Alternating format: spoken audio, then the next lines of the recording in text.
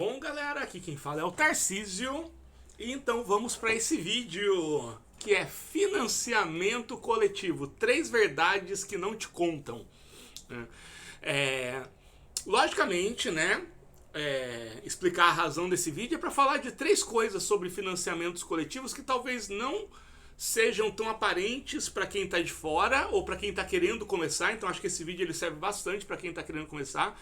E acima de tudo, gente, que esse vídeo ele não seja visto como um desincentivo, porque eu vou falar de 3 pauladas, 3 verdades inconvenientes de financiamento coletivo, mas acima de tudo, gente, como alguém que já fez 5 financiamentos coletivos, sendo 4 bem-sucedidos, na verdade foi 5 porque o outro, embora ele não tenha atingido a média, ele era no modo flexível, então ele cumpriu as recompensas e tudo mais, né?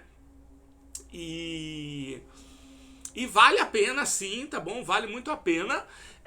Só que esse vídeo é para falar, olha, vai valer muito a pena, vai compensar com certeza, assim, vale a pena, é fantástica essa plataforma, esse método, só que você vai passar por essas 3 etapas, que são essas 3 coisas que eu vou falar, que elas são inevitáveis. Então, você está pensando em lançar um livro, o financiamento coletivo ele sempre vai ser uma alternativa, um produto de RPG, um livro-jogo, sempre vai ser, gente, mas independente do quão atrativo, do quão bem esteja desenvolvida a ideia, você vai passar por essas 3 etapas, tá? Quem conversa com pessoas que fazem financiamento coletivo, provavelmente já ouviu eles falando dessas 3 etapas em algum momento, talvez não com esses nomes. Então vamos lá.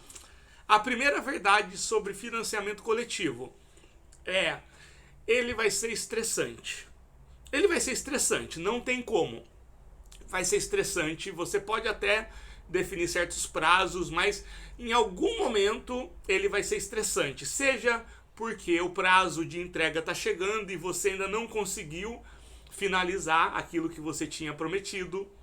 Seja porque o processo ao redor atrasou, a gráfica atrasou, ou a gráfica imprimiu errado, o boneco aí tem que refazer a diagramação, ou o artista não entregou todas as obras, ou o cara da revisão está enrolando não, né? Ele não teve tempo ainda de entregar. E mesmo se é só você que cuida de tudo, como é o meu caso, que eu faço a revisão, diagramação, quando tem coisa de gráfica eu envio para gráfica e tudo mais, em algum momento vai ficar estressante. Os prazos eles sempre são curtos, não importa o prazo que você dá.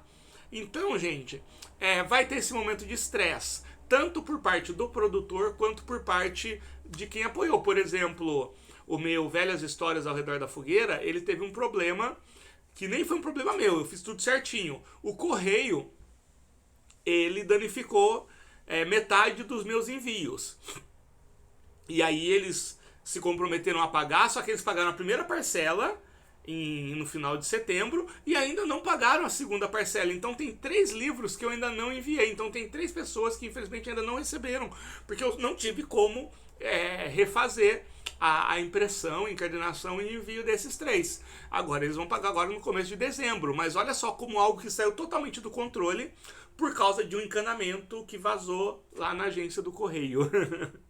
Então é estressante. Então se prepara para passar momentos de estresse. Algumas vezes vai ser previsível. Provavelmente, né, a gráfica aqui ela costuma atrasar, esse artista ele costuma demorar um pouco mais para entregar, mas às vezes vai ser algo que vai surgir numa segunda-feira à tarde, como por exemplo esse lance dos meus livros terem sido molhados na agência do correio, né?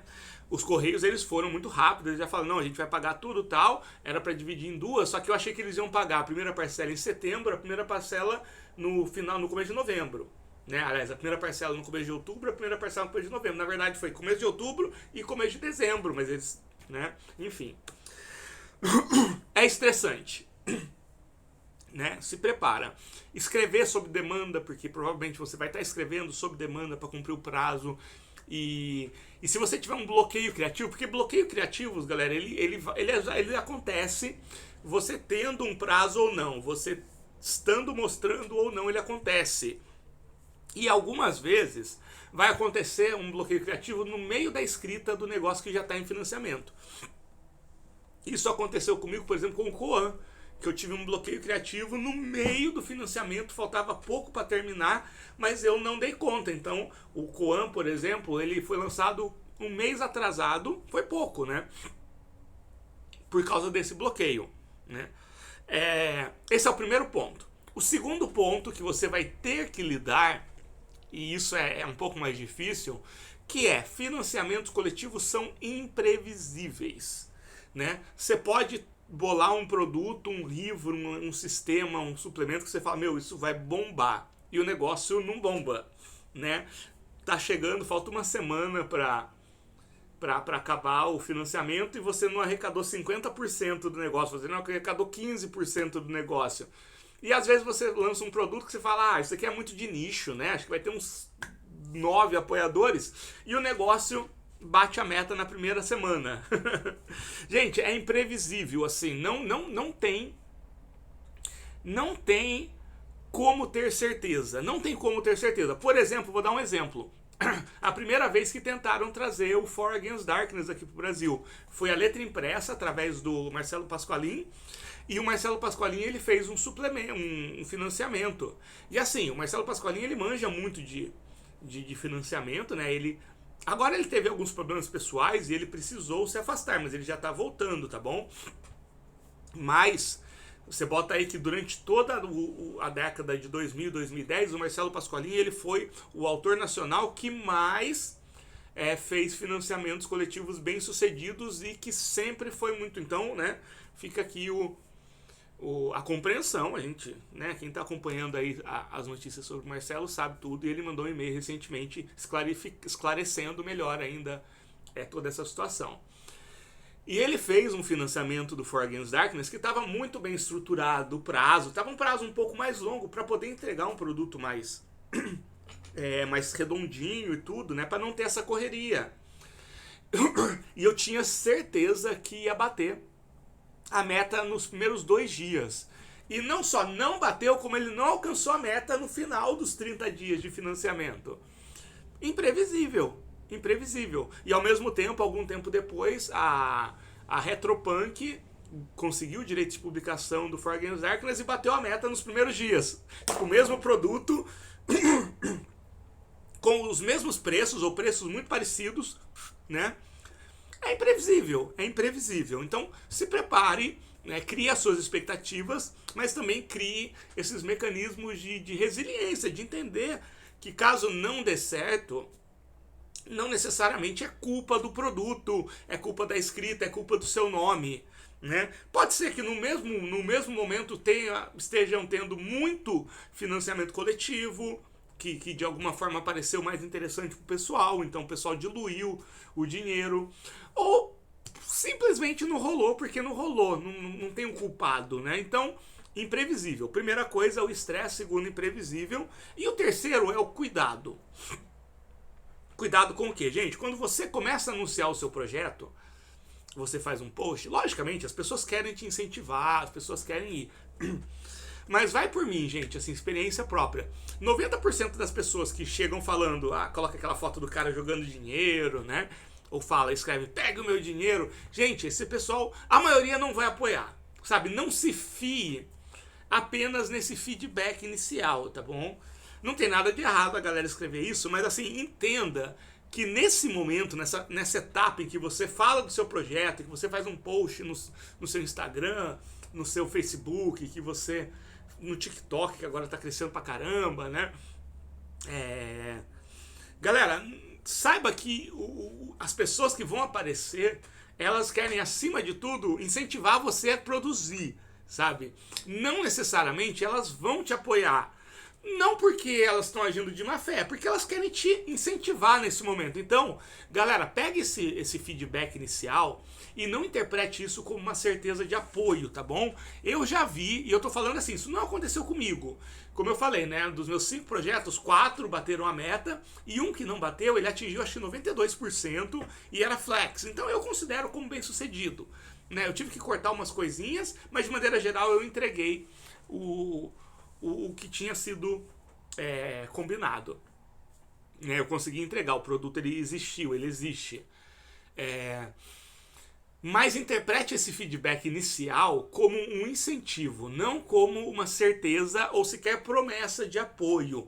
Eu já vi gente que falou, pô, mas eu não vou citar nomes, mas no ano passado um cara veio me procurar e falou, cara, eu tô muito desanimado, eu fiz aqui o meu FC e não arrecadou nem 30% depois de 60 dias, né? E aí ele me mandou uns prints de quando ele começou a anunciar o projeto e muita gente falando, né? Os memes infinitos do cara jogando dinheiro, do cara do Futurama, né? Aqueles memes de sempre, né? E aí eu falei pra ele, cara, isso daí é a galera tentando te incentivar, mas a gente nunca pode tomar isso como certeza de apoio ou investimento. Primeiro, porque ninguém tem obrigação de apoiar a gente. A verdade é essa, sabe? Ninguém tem obrigação. E a pessoa não está errada em não apoiar a gente. São escolhas. E essas escolhas, muitas vezes, elas são feitas por necessidade. Né? Ninguém está esbanjando dinheiro. Deixa eu refazer isso, né? A maioria das pessoas não estão esbanjando dinheiro. Então as pessoas elas têm pouco dinheiro para investir em lazer, em RPG, em cultura. E quando elas têm esse dinheiro, elas vão ter que fazer escolhas, né? E aí elas vão escolher coisas que são mais dentro do perfil de interesse delas. Então, tem o seu programa, o seu financiamento. Mas, ao mesmo tempo, o sistema favorito do cara tá lançando um suplemento que ele estava esperando há 3 anos, é natural que ele vai remanejar esse apoio pro suplemento do sistema que ele já estava esperando. Isso é comum, isso é assim que funciona, né? Não é? Então, assim, e aí eu vi esse cara que me procurou, ele estava muito decepcionado com aquelas pessoas, e eu falei para ele, cara, não, o problema não é as pessoas, né? Deixa eu fazer uma pausa aqui. Né? E é isso, na verdade, assim, não crie expectativas nessa primeira etapa em que você começa a falar do seu projeto, tá bom? E entenda que as pessoas que vão aparecer, elas querem incentivar você a produzir, e que bom que elas fazem isso, tá bom? Eu sou um cara que faz isso. Eu não vou falar, eu não vou chegar no seu post e falar, ó, tome o meu dinheiro, porque, né, na maioria das vezes eu não consigo apoiar os financiamentos, mas eu vou chegar e falar, não, continua assim e tal, né? E mesmo a galera que chega falando assim dessa questão de dando certeza de apoio, talvez, né, se é uma quantidade enorme, você até pode falar, tá, uma galera, uma parte disso realmente vai apoiar. Mas nunca tome isso como uma certeza, tá? Por quê? Porque tem um aspecto 2, que é o aspecto da imprevisibilidade. Então é isso, galera, são as 3 coisas que a gente tem que ter em mente quando a gente vai fazer um financiamento coletivo. Vai ter muito estresse, vai ser imprevisível, e cuidado com essa etapa inicial, para não se frustrar ou criar expectativas e até mesmo criar certas decepções que não tem razão de ser, né? E saber que as pessoas não estão agindo de má fé, na verdade elas estão querendo te incentivar, né? E terminar falando que, apesar de tudo isso, as recompensas, né, pessoais, de conclusão, de certeza, mesmo quando não dá certo, você desenvolve várias competências de organização, porque você tem que se organizar para fazer aquilo, você começa a ter uma noção melhor de quanto tempo você leva para produzir cada coisa. Então, até os financiamentos coletivos que não derem certo, eles serão um aprendizado muito útil na sua vida de produtor de conteúdo, de produtor de livro, de escritor, de designer, né? Então, isso compensa. Isso é uma escola que não tem onde você pagar alguém para te ensinar isso. Então, eu acho que é um custo, né? O estresse, essa questão da imprevisibilidade, esse cuidado inicial, ele é um custo justo pro tanto de aprendizado que a gente ganha. Eu sou a pessoa mais desorganizada do mundo, e trabalhar com financiamentos coletivos ajudou muito no meu processo de organização. Porque assim, por mais que eu não goste realmente de organização, um pouco de organização na vida é necessário, né? A gente não pode viver no caos total. E em partes eu adquiri essa competência por conta dos financiamentos coletivos. É isso, galera. A gente se vê e vamos lá. E se você criar um financiamento coletivo, me procura aí, tá bom?